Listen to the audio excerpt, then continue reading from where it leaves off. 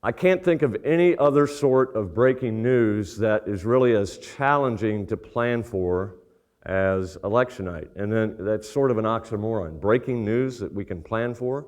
You know, we don't know when a fire is going to burn a house down. We don't know when a tornado is going to rip through town. But we can see election night coming a long way away, right? So we ought to be planning for it. But it's still very much breaking news because we don't know what's going to happen at the polls. So the key to election night is to do some planning. Let me back up just a little bit and say that I think the first and foremost thing you guys ought to be considering is not to sell yourselves short or to sell your readers short. I did a lot of searching for the folks who were, the newspapers of the folks who were coming here, and I saw very few examples of anybody reporting anything on their website or in their newspaper on the day of the election in terms of results. Almost always the news was coming, even on the website, the next morning, and I'm not sure why that is. I think you sell yourselves short when you do that because you're ceding to the competition the opportunity to be first with the news, and you're selling your readers short because you're not giving them the information that they want. You know, when you're reporting election results on Wednesday morning or even Wednesday afternoon, do you really think you're telling readers anything they don't know? Unless you're really doing some forward-looking things to tell people who won a particular race for mayor or city council. They're going to get that from the radio, they're going to get it from the television. So I would really encourage you guys to think of election reporting on election night as a live venture.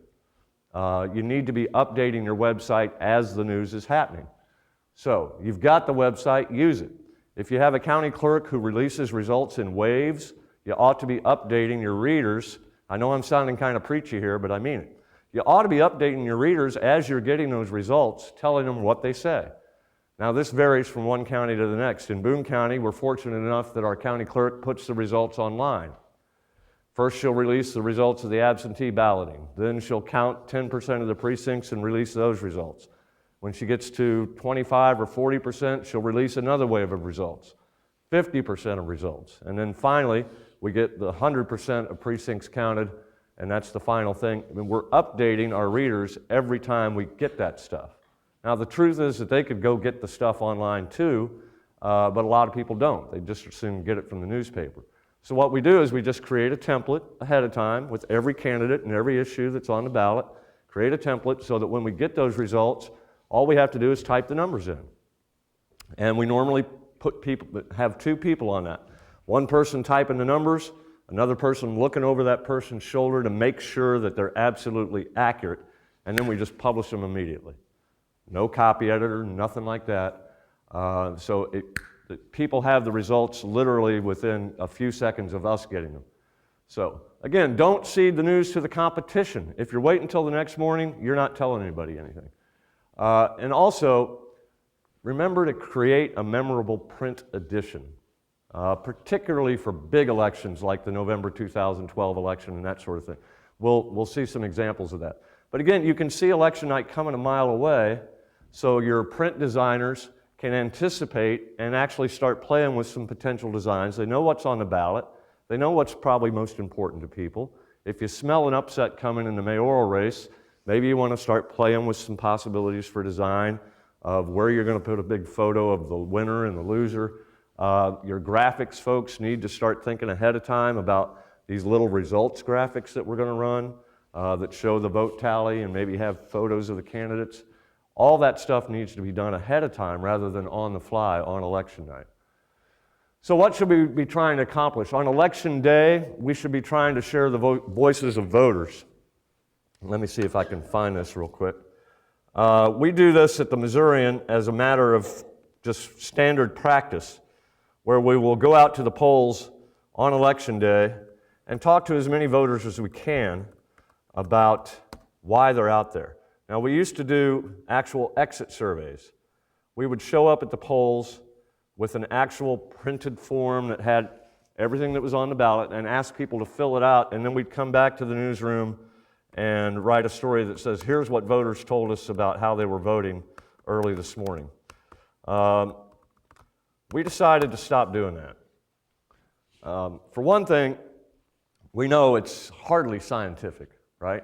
Now at the Missourian, we have the advantage of having tons and tons of reporters, and we could get hundreds of responses to those things and come back and write a story and say, based on a survey of 600 voters, that seems like a big number and probably a representative sample.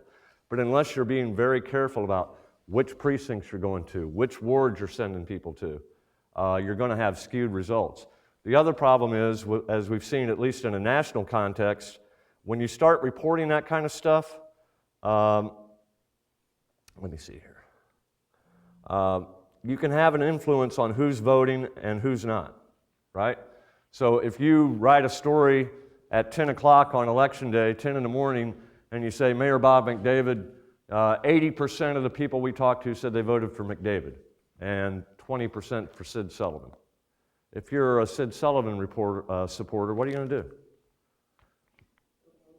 Go vote? Some people would say, there's no reason to go vote. This is a landslide, right? Regardless, we don't really want to be in a position at the Missourian of influencing somebody one way or the other, right? So we stopped doing exit surveys per se. But we do go out and mix it up with voters on election day, and rather than just asking them directly, who did you vote for, we try to engage them in a conversation. Why did you think it was important to come out to the polls today? What was the issue that you felt was most important? Why did you think that issue was most important? And when you're having those sorts of conversations with people, their preferences are going to kind of naturally emerge, right?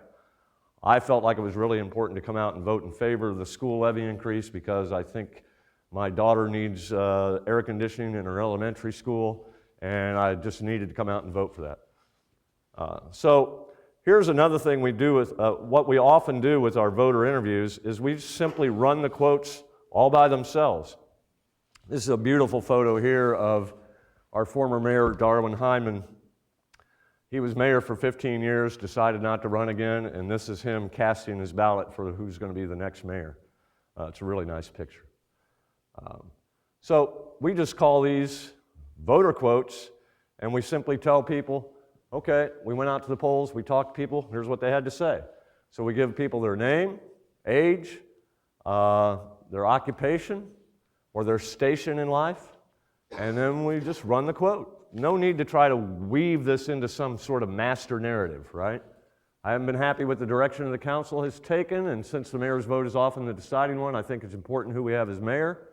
I'd like to see the city take a more business-oriented direction, not so much with parks and bicycles, but with safety and commerce. So we literally talk to hundreds of voters and just run those things. And we find that people eat this up. They love to read it. They just love to read it. But I want to say a couple of really quick things about there's certain etiquette you have to follow when you're interviewing people at the polls. In Missouri, you have to stay 25 feet away from the front door of the polling place because what we're doing is considered a form of electioneering. So we would be breaking the law if we talk to voters any closer than that, and you certainly can't go into a polling place and talk to a voter. No peeking over their shoulder trying to figure out who they're voting for. That's right out.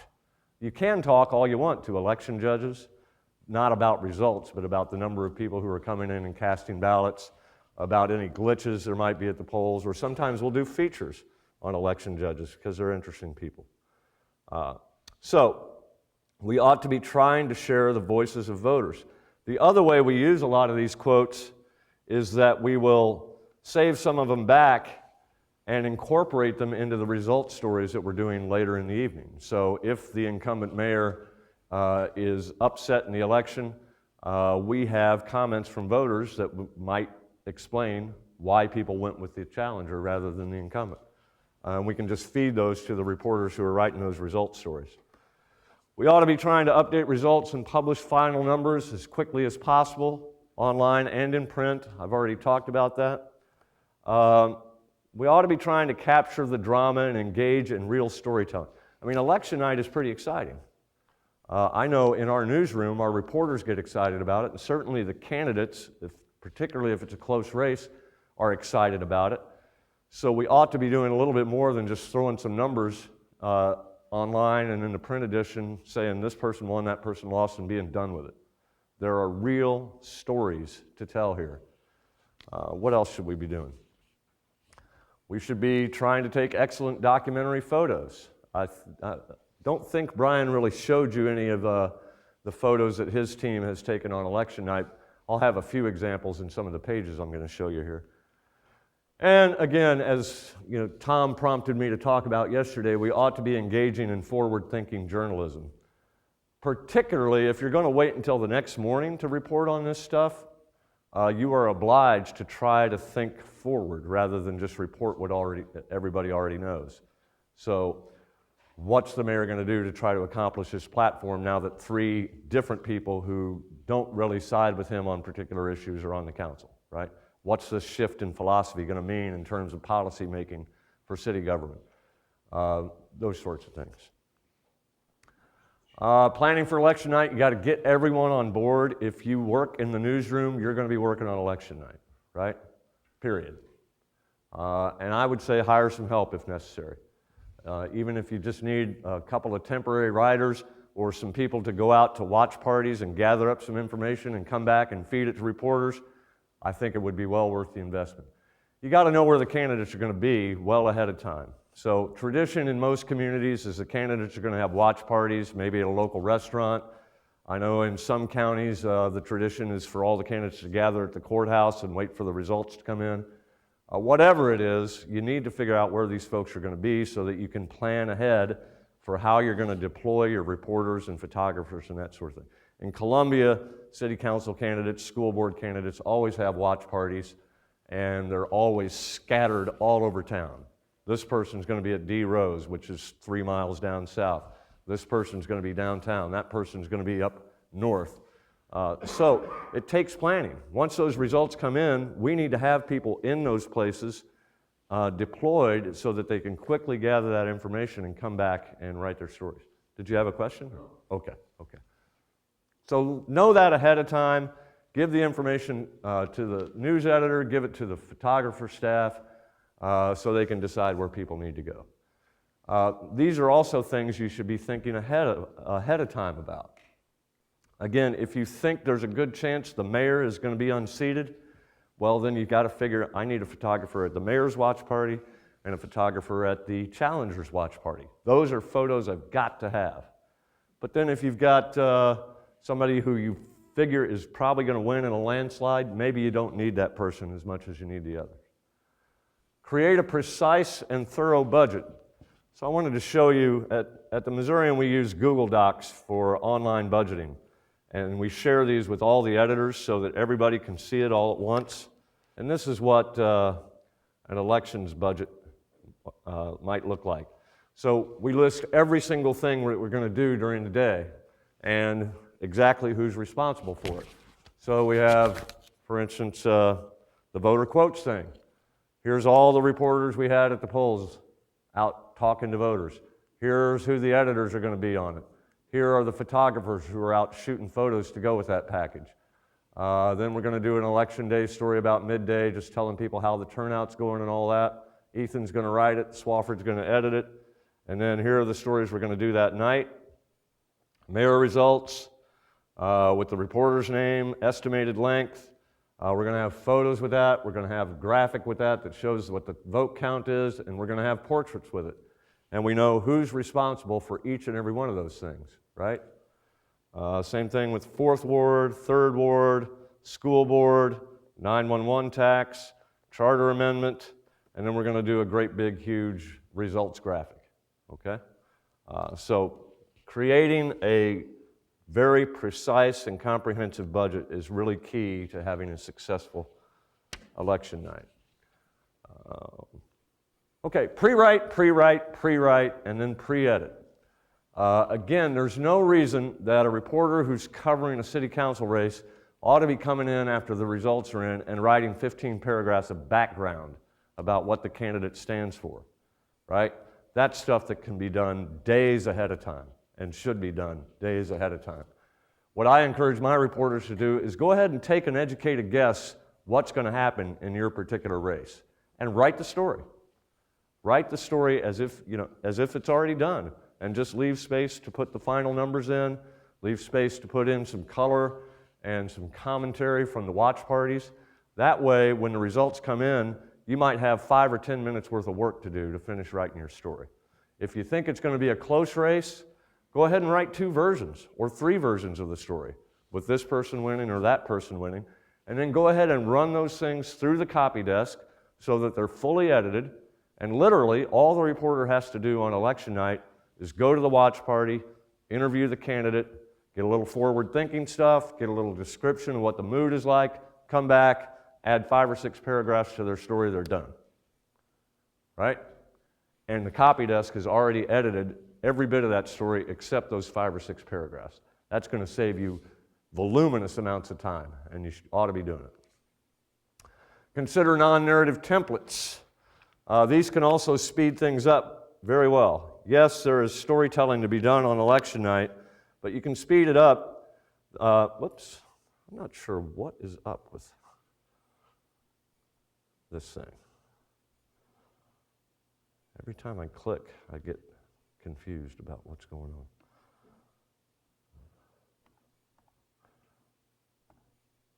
Non-narrative templates. See if we can actually get an example. So these are also things that are pre-written. This is something that Tom has really been pushing us to do. I got to admit that I'm not a huge fan of these, but what I am a huge fan of is the way they speed things up on election night. So there's a nice photo of the mayor after he's recognized that he's going to win. And so here we just give you the results straight up. He won with 61% of the vote. Sid Sullivan got 39. Here are the winner's priorities. You know, we're just telling you, Bob McDavid won. Here are his priorities. Here are his positions on the issues. And then here's the scene from the watch party with some nice descriptions, some nice quotes from him and his supporters. Looking forward a little bit, then we tell you what the scene was like at Sid Sullivan's watch party. We're done, right? So the bottom part has a little bit of narrative storytelling, but the non-narrative template is there and really speeds things up. I'm going to skip this slide because I already talked about this stuff and look at some actual examples of some election night front pages. This is one that I'm not going to spend a whole lot of time on, but you can see the power of the documentary photography. This is Carl Scala winning his council seat back after a tough campaign against Gary Kespol. There's the mayor photo again. There's Ian Thomas. And you know, sort of a forward-thinking headline, shift in power. 2 brand new council members, and then the mayor keeps his seat. Sales tax approved down here. So this is the only place where we're actually writing news on the front page on that particular election night. The rest of it we told with photos and graphics. Let's take a closer look at this one, if we can. There we go. Well, what the heck?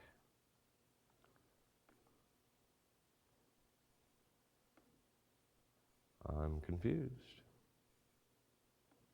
Apologies. I don't know why it's doing that. Okay, we'll just go to the next one. Why fight it? Oh, yeah. Okay, I know. I expected that to call up a PDF. I apologize. Getting a little slap happy here. Come on. So, what this is, and what I forgot that it is a diary of all the stories we did on this particular election night in 2012. And it's a pretty impressive thing. We did, of course, these were wire stories. President Barack Obama reelected. I think we put some local content into that. We've got the U.S. Senate race. We've got the U.S. congressional race. We've got reaction, election night commentary. These are things our copy editors aggregated from around the web. Voter response on social media that our outreach team aggregated. We've got the governor being reelected. We've got the tobacco tax being defeated. Other statewide results. State Senate race. 3 different state representative races. And then we had county races and local tax issues. So all that stuff is right here. Then we've got these other things we did on the scene in Boone County. The voter quotes that we did. This is something that our outreach team likes to do on Facebook, where they ask people to send in their pictures of them wearing their I voted stickers. It's amazing how many people like to do that. Columbia residents provide rides to the polls. We did a feature on that. Speedy lines at the polls, voters' voices, kids' voices, etc., etc., etc. And all this was published either on the day or the night of the election. Here's the St. Joseph News Press front page, which I got off Newseum. Hope you guys don't mind. Are you guys here? Yeah, okay. I'm not sure why. Let me. So this was from the November 2012 election. I don't know why it's not displaying correctly. Do you know? Okay. Can you help me with that? So this obviously, Obama being reelected, we did a very similar thing on our front page. It was pretty much Obama dominant. But you guys did have some local content, right? Are you guys a morning paper? Yeah. Okay. So this came out Wednesday morning, right? And we do have, I believe, Kim wrote the story on the sheriff being reelected, right? And then we have we have a wire story about the governor, and then you had a local reporter write one on the McCaskill-Aiken race, is that right? Okay. So did you write that story about Sheriff Strong on election night? Yeah, it was pretty obvious that he was going to win, so I just wrote it that day, while... You wrote it in advance, right? There's hours ahead of time before anything really happened, so yeah, I just wrote it that day. And did it publish on your website the night of the election? Yeah, immediately. Okay. We do like an ongoing election blog with what you said with just, the numbers. Mm-hmm. Okay. And do voters get involved in that, or? No, not really. Mm-mm. Okay. I was just curious. I wasn't able to find this story on the web on election night, but I trust you that it was there. But you wrote it in advance, right? Mm-hmm. And was it edited in advance and all that? No, I don't think so. So how soon after the final results were in did it publish on the website? It should have, as soon as you hit publish, maybe it takes 2 minutes. Right. If you're in that cache, Yeah, that's the way it ought to be, right? No sense waiting until the next morning. And probably the same thing on the McCaskill race. That one was a little closer, but I think the writing was pretty much on the wall with that one. Okay, let's look at some more examples here. This is from the Jeff City News Tribune. Do we have those folks here? Or did they probably fled south because of the ice. This is also the 2012 election. So they're going pretty prominent with the governor's race and the Obama race, the McCaskill race. But they've got a nice story here. Heavy turnout inundates polls. Yeah, I was going to talk to them about that, but they're not here. Let's see if we've got another example. Fulton Sun. Do we have our Fulton folks here? Dang it. Oh, well. This is also the November election, which I think it's very curious. I don't think there's any mention of Obama on this page. It's all local stuff. Riddle to continue representing Callaway County. Zara wins treasurer vote by 3,000 vote margin. Dennis Crane to return as sheriff. Kleindienst wins contest for county commissioner. It's all local. And we can see that Don Norfleet was a busy guy. He's got at least 2 bylines on the front page. Catherine Cummins has 2 bylines on the front page. So they were out really getting after it on election night. When I went to their website, though, it was clear that they didn't publish these stories until the next morning. And so, I don't want to talk about them in their absence too much, but I wanted to really ask them, why would you do that? If you're going out and you're getting all this stuff on election night, why not go ahead? I mean, they had to write it that night because they're a morning paper, and they go to press. The Tribune prints their paper. They got to have it there by 1 a.m. So why is this stuff not going on their website until the next morning? I'd be curious to know the answer to that. And then finally, Tribune. We do have a couple Tribune people here, right? This is actually going to link to the Tribune website. And Jacob, Catherine, I don't know, were you guys involved in covering this election at all? Yeah. Yeah, this is 2013, I'm sorry. Okay, so this is the print edition. So just tell us a little bit about what the Tribune's like on election night. Well, everyone Oh, sorry. Yeah, you guys need to grab a mic.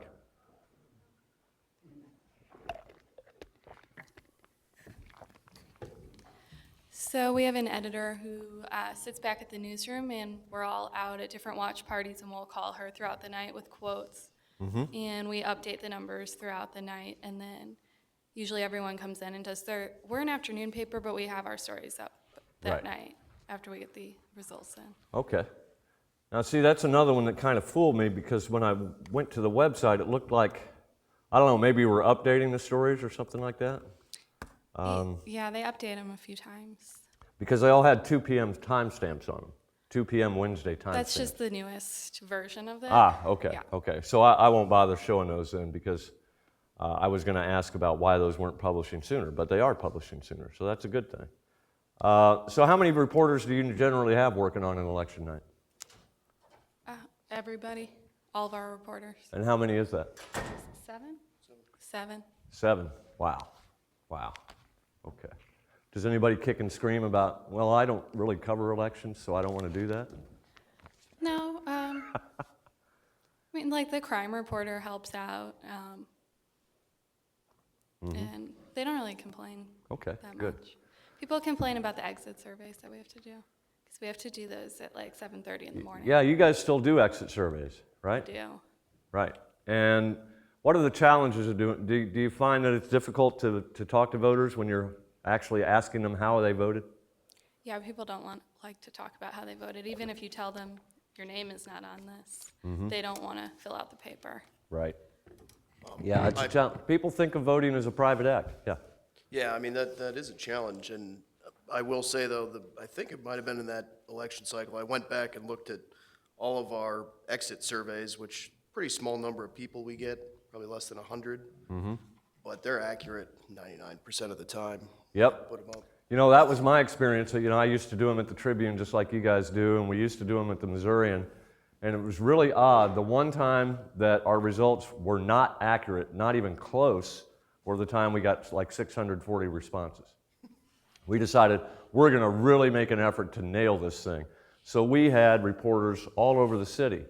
The problem, though, when we went back and looked at it, was that we had too many reporters in the 4th Ward, which is our heaviest voting ward, and, you know, highly educated, fairly affluent section of the city. So we had way too many people there, and they're voting a certain way as opposed to how people were voting in other parts of the city. So it's back to that, you know, it wasn't scientific. We weren't quite careful enough about the sample we were creating. So it was just way off. And I think the fact that we had lots of people made it even farther off. So this is the last thing I want to show you, and then we'll wrap it up. Some of you just learned how to do this shapefile stuff from Chad Day. But I wanted to show you, this is, you know, that kind of stuff is much easier to do today than when this was done, but this will sort of demonstrate kind of the power of what these sorts of things can do. This is a graphic that was created by Chris Knipe for us back in 2010, and he worked with an HTML guy for a couple of weeks to get this thing in shape so that on election night, when we got the final results, all he had to do was hit one key on his computer and it was done. But it took a lot of advanced work.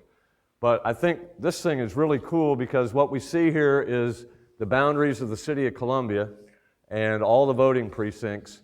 And what we see is everything in red is a precinct that Bob McDavid won for mayor.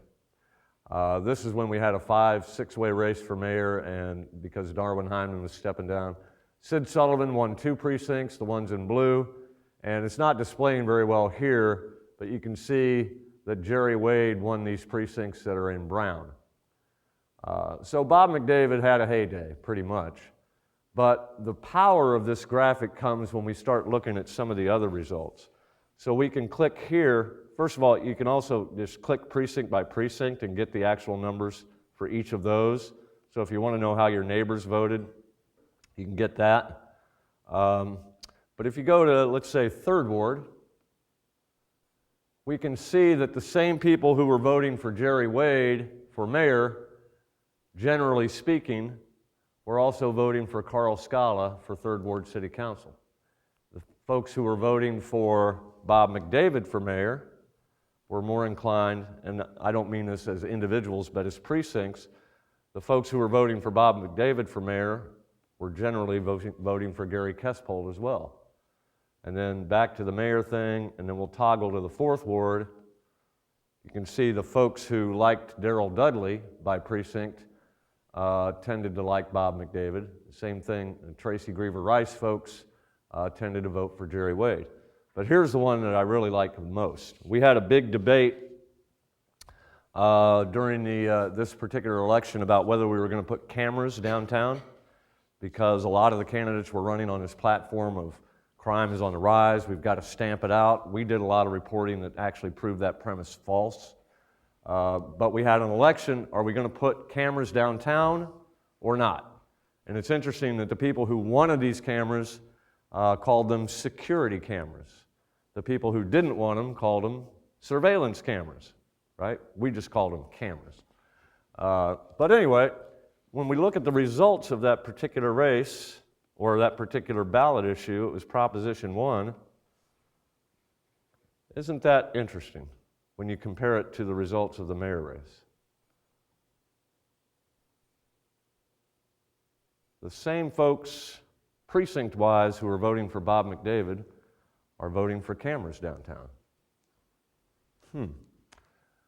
Because Bob McDavid made crime a big part of his campaign, anti-crime. The other thing that's sort of interesting here, you know, the folks who are voting against cameras are generally voting for Jerry Wade or Sid Sullivan. These 2 precincts went for Sid Sullivan. But these cameras were going to go downtown in the central city. What else does this graphic tell us? How are the people downtown in the central city feeling about this? They're against it. So this kind of shows you the power of what we can do. You know, if you guys take that stuff that Chad was teaching about shapefiles, take it to heart, you can do some pretty powerful stuff.